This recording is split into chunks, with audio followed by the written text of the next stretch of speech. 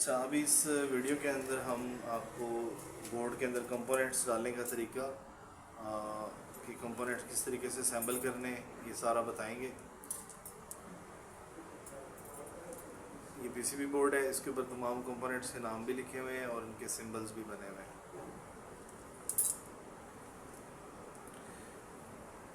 सबसे पहले हम इसमें डायोड्स लगाएंगे।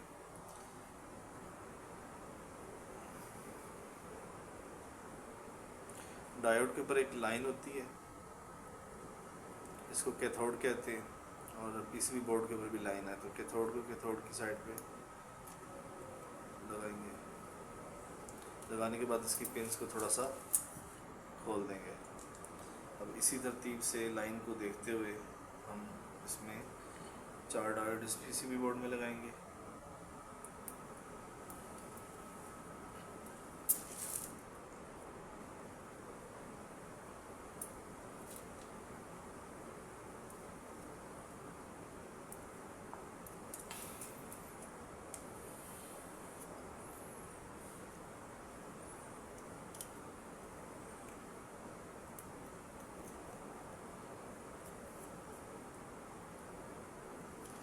ये हम बना रहे हैं जी bridge rectifier. Bridge rectifier AC transformer के वोल्टेज को डीसी में चेंज करता है, और फिर यहाँ पे हमारा एक वोल्टेज रेगुलेटर लगेगा जो कि डीसी वोल्टेज को 5 वोल्ट को डीसी 5 वोल्ट को रेगुलेट करेगा। यानी इनपुट पे 12 वोल्ट आएंगे ब्रिज रेक्टिफायर से, और ये रेगुलेटर्स को 5 वोल्ट में रेगुलेट रखेगा ताकि माइक्रो कंट्रोलर को 5 वोल्ट से ज़्यादा ना मिले। रेगुलेटर की 3 पिन्स हैं, पहली पिन पे 12 वोल्ट जाते हैं, दूसरे पे ग्राउंड, और तीसरी पिन से 5 वोल्ट निकलते हैं। अच्छा, अब इसके अंदर एक और ब्रिज रेक्टिफायर भी है। ये ब्रिज रेक्टिफायर हमने इसलिए लगाया है कि हम रिले के स्विच पे 12 वोल्ट दें और वो यहाँ पे हमारा एक वाटर पंप के कनेक्शन कनेक्ट हो जाएंगे। मतलब ये जो ब्रिज रेक्टिफायर है दूसरे ट्रांसफार्मर से 12 वोल्ट एसी लेगा और फिर उसको डीसी में चेंज करके रिले को देगा, और रिले के स्विच की मदद से यहाँ पे हमारे 12 वोल्ट डीसी आएंगे और 12 वोल्ट का पंप जो है उससे ऑपरेट होगा। अब हम दूसरा ब्रिज रेक्टिफायर भी असेंबल करने लगे हैं।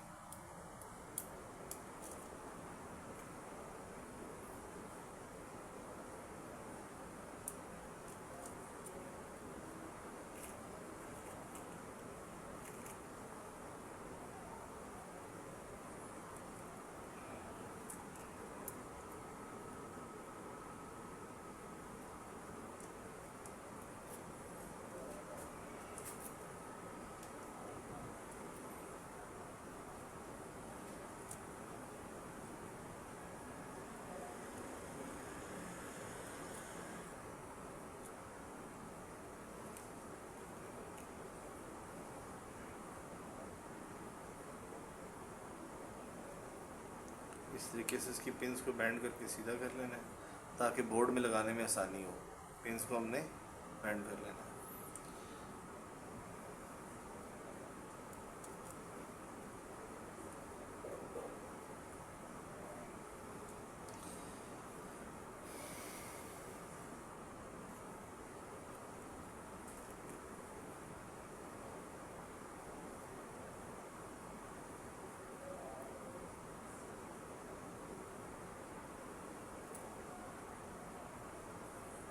इसके बाद हमारे पास नेक्स्ट कंपोनेंट जो हम लगा रहे हैं ये ऑप्टोकपलर है, PC817 इसका नंबर है। इसके ऊपर एक डॉट बना हुआ है छोटा सा, उस डॉट का ख्याल रखना हमने।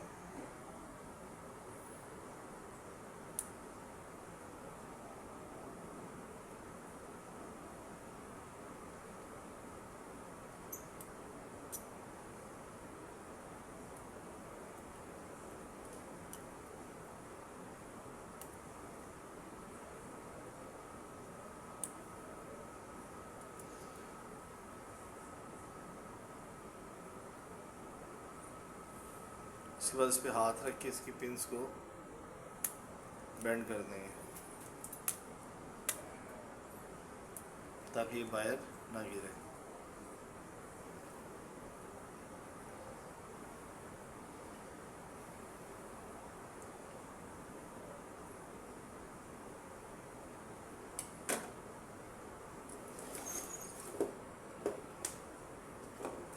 ऑप्टो कपलर को भी ऑपरेट करने के लिए इसके अंदर एक एलईडी होती है और एक फोटो डायोड होता है। उसकी एलईडी को ऑपरेट करने के लिए यहाँ पे हम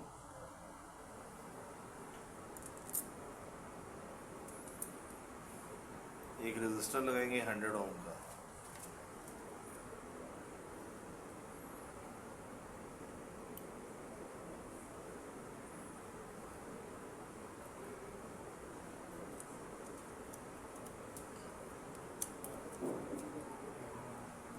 इसकी पिंस को भी हम खोल देंगे।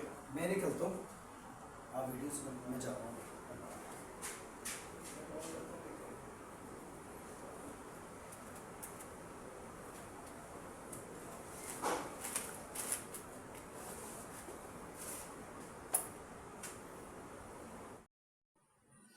इसके बाद हम यहाँ पे एक डायोड लगाएंगे।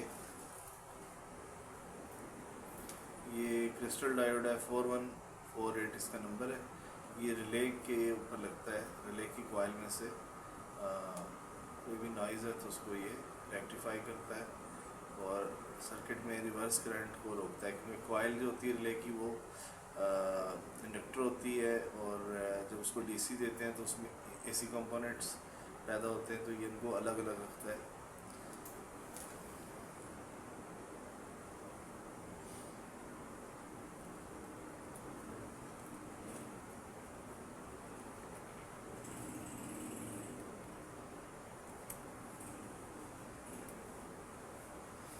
इस डायोड के ऊपर भी एक लाइन है, इस लाइन का ख्याल रखना है। और ये बोर्ड के ऊपर भी लाइन है, बल्कि डायोड का पूरा सिंबल बना हुआ है। यहाँ पे डायोड का सिंबल बना हुआ है। इस जगह पे हम इसको लगा देंगे।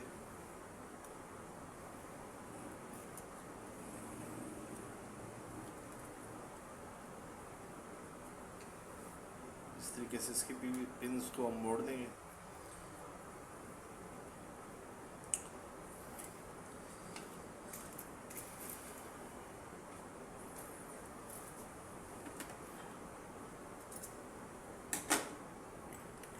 इसके बाद बोर्ड में एक वाइट एलईडी है। वाइट एलईडी की जो बड़ी लाइट है वो पॉजिटिव है और छोटी लाइट जो है वो नेगेटिव है। तो यहाँ पे हम लगा देंगे एलईडी।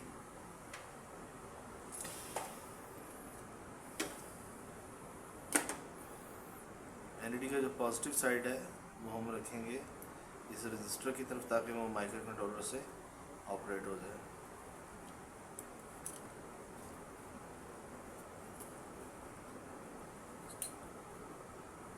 इसकी पिंस को भी इस तरह खोल देंगे ताकि ये गिरे ना।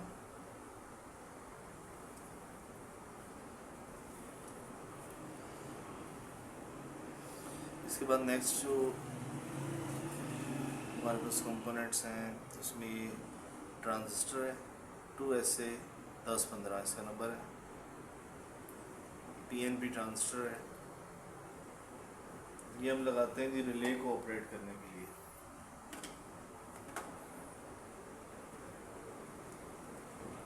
यहाँ पे भी ट्रांजिस्टर का सिंबल बना हुआ है D टाइप, यहाँ पे ट्रांजिस्टर लग जाएगा।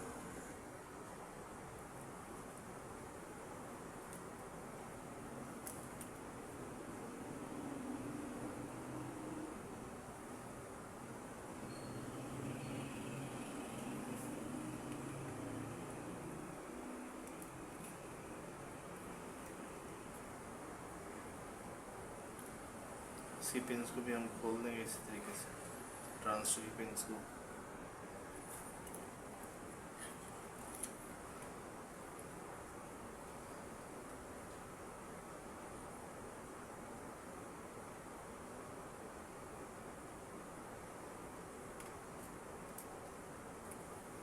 इसके बाद एक कैपेसिटर चाहिए हमें 104 पिकोफैरेड का। ये हम रिले की कॉइल के पैरेलल में लगा देंगे। ये फिल्टर कैपेसिटर है।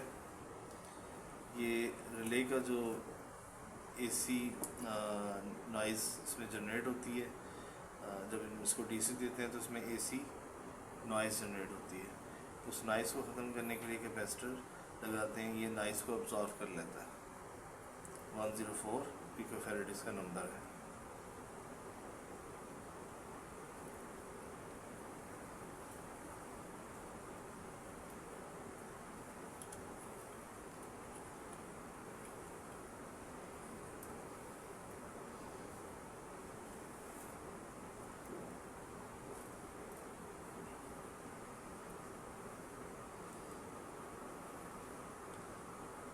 इसके बाद ये हमने माइक्रो कंट्रोलर की बेस इसमें पहले से लगाई हुई है। इसमें 2 बेसें हमने लगाई हैं, 2 बेसें हमने इसमें लगाई हैं।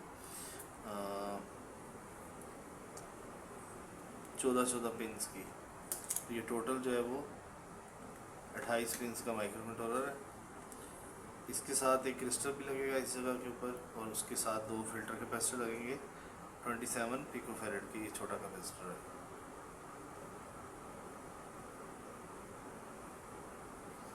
ये कैपेसिटर हमारे इस जगह लगेंगे।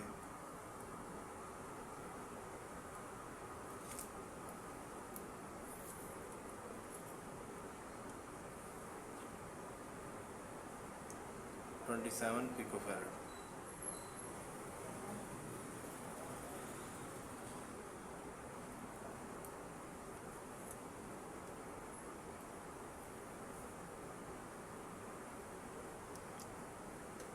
इन दोनों कैपेसिटर्स की लेग्स को भी हम इसी तरीके से बेंड कर देंगे ताकि ये बाहर ना निकलें। जितने भी कंपोनेंट्स हैं उनकी लेग्स को हमने हाथ रख के इस तरह दबा के और फिर पिछली तरफ से थोड़ा सा खोल देना है, ताकि वो कंपोनेंट पूरा बैठ के भी लगे बोर्ड में और बाहर भी गिरने का कोई अंदेशा ना हो। तो आपने देखा है जितने भी कंपोनेंट्स मैंने लगाए हैं वो अपनी जगह मौजूद हैं, ना वो लटक रहे हैं और ना वो बाहर गिर रहे हैं। तो इसको खोलने का ये भी फ़ायदा है कि हमें सोल्डरिंग में आसानी होगी। कंपोनेंट्स अपनी जगह पे लगे रहेंगे, हिलेंगे नहीं वहाँ से।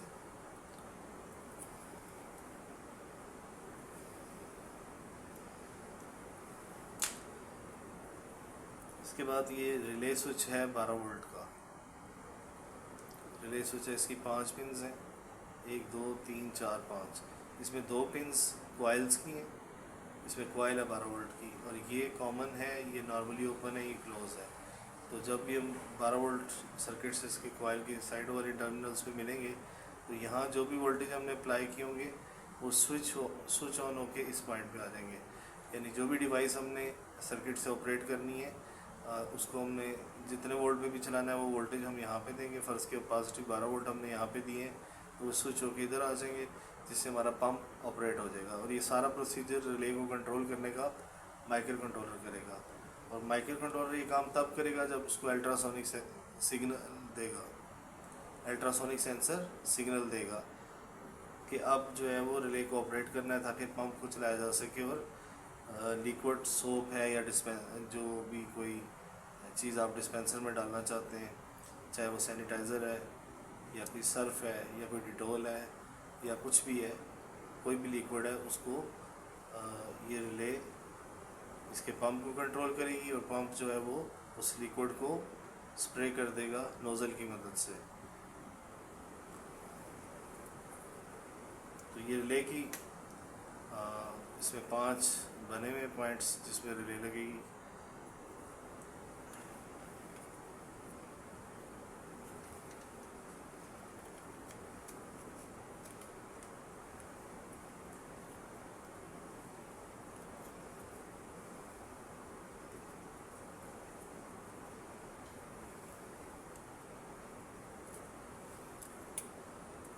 ये रिले अपनी जगह पे फिक्स हो गई है। रिले की पिन सख्त है, उसको बैंड करने की ज़रूरत नहीं है, वो उसमें सही ग्रिप के साथ जो है अपने पैड्स में बैठ गया है रिले। तो पीसीबी के अंदर जो लाइंस होती हैं उनको ट्रैक बोलते हैं, और जो होल्स हैं जहाँ पे कंपोनेंट्स सोल्ड किए जाते हैं या असेंबल किए जाते हैं उनको पैड्स कहते हैं। ये पैड्स कहलाएंगे। इसी तरह ये माइक्रो कंट्रोलर के पैड्स जो हैं वो 14 इस तरफ हैं, 14 इस तरफ हैं, तो टोटल पैड्स इसके 28 हैं।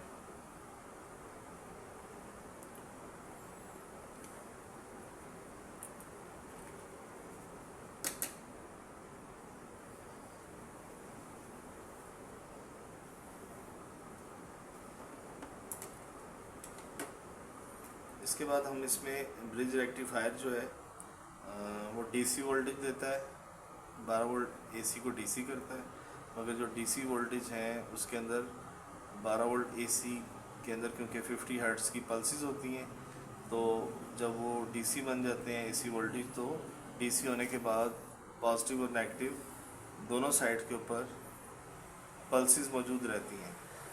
सिग्नल चेंज हो जाता है, सिग्नल एसी से डीसी हो जाता है, मगर पल्सेस रहती हैं। पहले वो एसी साइन वेव होती है, फिर वो डीसी बन जाता है। डीसी के अंदर जो है 50 हर्ट्ज़ की पल्सेस को ख़त्म करने के लिए हम कैपेसिटर लगाते हैं। ये 1000 माइक्रोफैरड का कैपेसिटर है। कैपेसिटर की ये जो साइड है ये नेगेटिव है। हर कैपेसिटर के ऊपर वाइट कलर की लाइन होती है, काफ़ी मोटी सी, और उसके साथ वैल्यू लिखी होती है।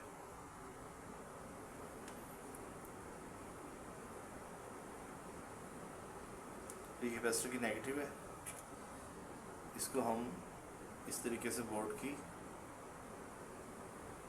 नेगेटिव साइड पर लगाएंगे।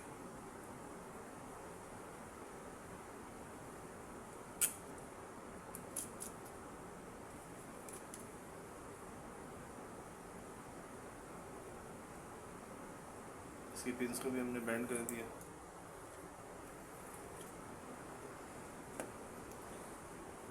इसी तरीके से हम यहाँ पे दूसरा कैपेसिटर भी दूसरे ब्रिज रेक्टिफायर के लिए लगाएंगे।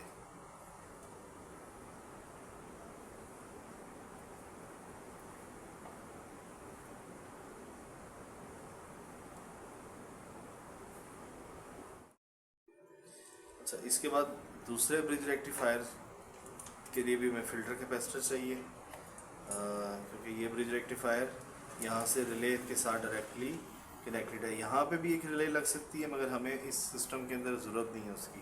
ये हमने जनरल पर्पस बोर्ड बनाया है जिसके अंदर 2 रिलेज भी हैं, माइक्रो कंट्रोलर भी है, इसके अंदर यहाँ पे एनालॉग सेंसर्स भी लग सकते हैं। उसके बाद इसमें ब्लूटूथ भी अटैच हो जाता है। उसके बाद इस बोर्ड के अंदर यहाँ पे ये ग्राउंड और ये 5 वोल्ट के सारे कनेक्शंस भी मौजूद हैं। यहाँ पे हमारा अल्ट्रासोनिक सेंसर लगेगा, या कोई भी ऐसा सेंसर डिजिटल वो भी लग सकता है। और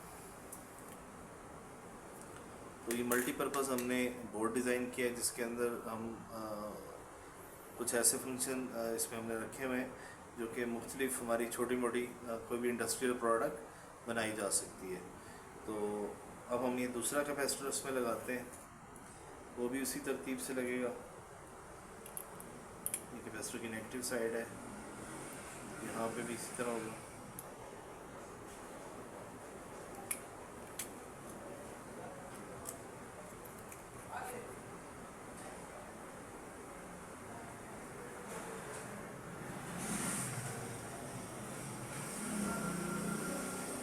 पिंस को भी हमने बैंड कर दिया। ये हमारे पास क्रिस्टल ऑसिलेटर है।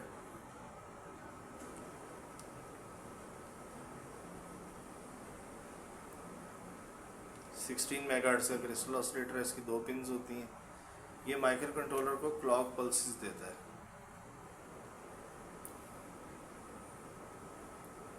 ये यहाँ पे लगेगा, ये जगह बनी हुई है 16 मेगाहर्ट्ज़ का, इसके ऊपर लिखा हुआ है कि क्रिस्टल हमने लगाना है।